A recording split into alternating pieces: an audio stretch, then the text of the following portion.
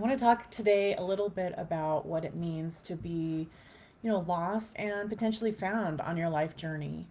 And something happened to me last week that it was a really amazing experience. It just made me think about this and kind of solidify what I wanted to talk about.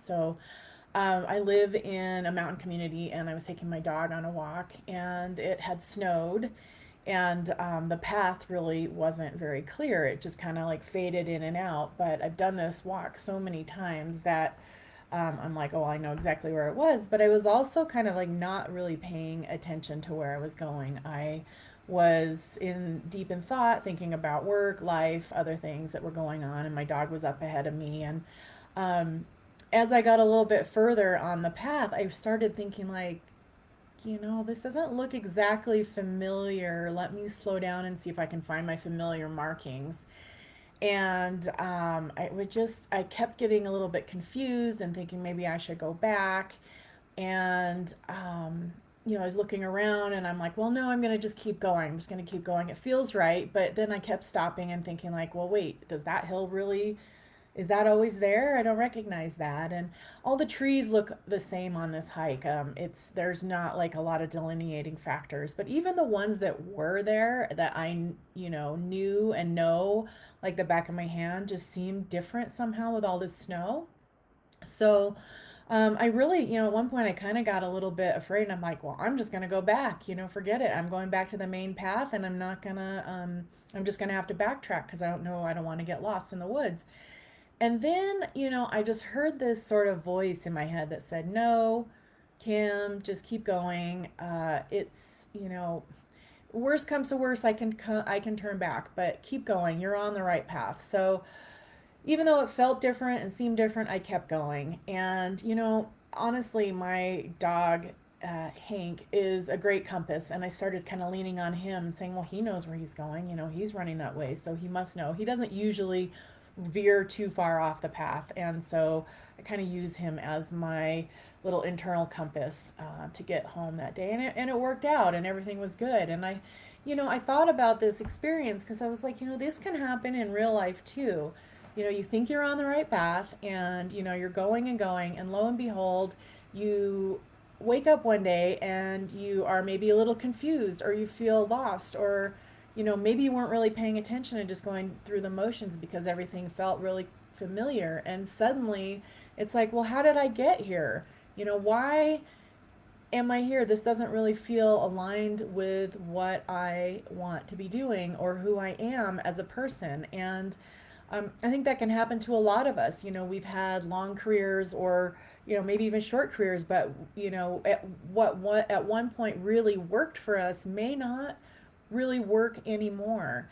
And I know that, like, for me, for example, I struggled for a long time really knowing in my heart that there was something missing and that I wanted to do something different. But I was just so kind of busy and also afraid to start out on a new path for so many ways, for so many reasons, that, I just stayed stuck for a really long time.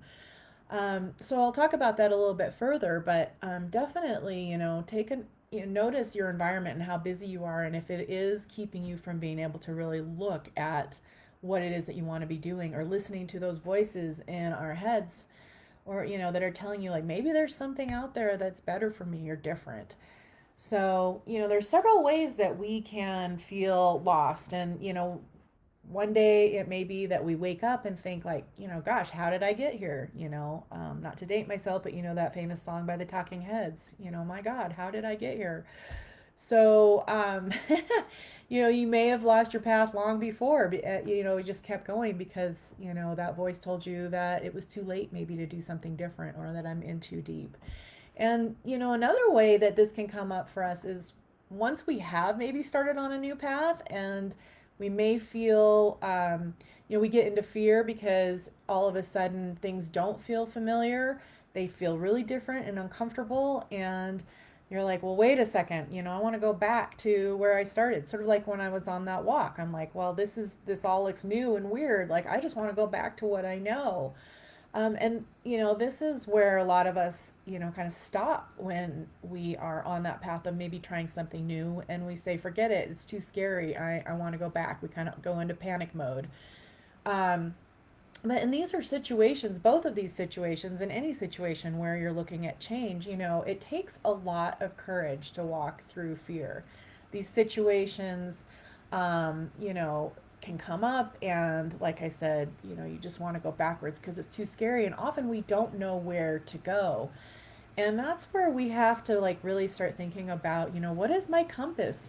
How do I keep persevering in the face of fear and the face of the unknown? And, what is your compass? Is it maybe, all that worldly experience that you have? Or is it your heart's wisdom and that, calling for a new direction? Maybe your heart is saying, like, I really want to go this way. I don't feel aligned with that anymore. But, this is the challenge in when we're trying to make change and going through transitions. It's the challenge is figuring out how to hold on to something so that you are resilient and that you can push through the fear. And maybe it's some of that self-talk and becoming aware of that self-talk. And I want to talk about that self-talk, and I like to call them the self-sabotaging gremlins in our voices in our heads that say, hey, this is why we should turn back. This is the fear that comes up. And it may be things like, hey, I'm not good enough to start something new, or I'm not smart enough, or it's too late, or I'm too old, or it's going to be too hard. That's one that I hear a lot. It's just too hard to make this change. I'm not comfortable with this. And recognizing that, the self-sabotaging gremlins are just that. They're there to kind of like keep us stuck and to keep us in that place of fear and in a place maybe where we really aren't fully fulfilled and not aligned with our purpose.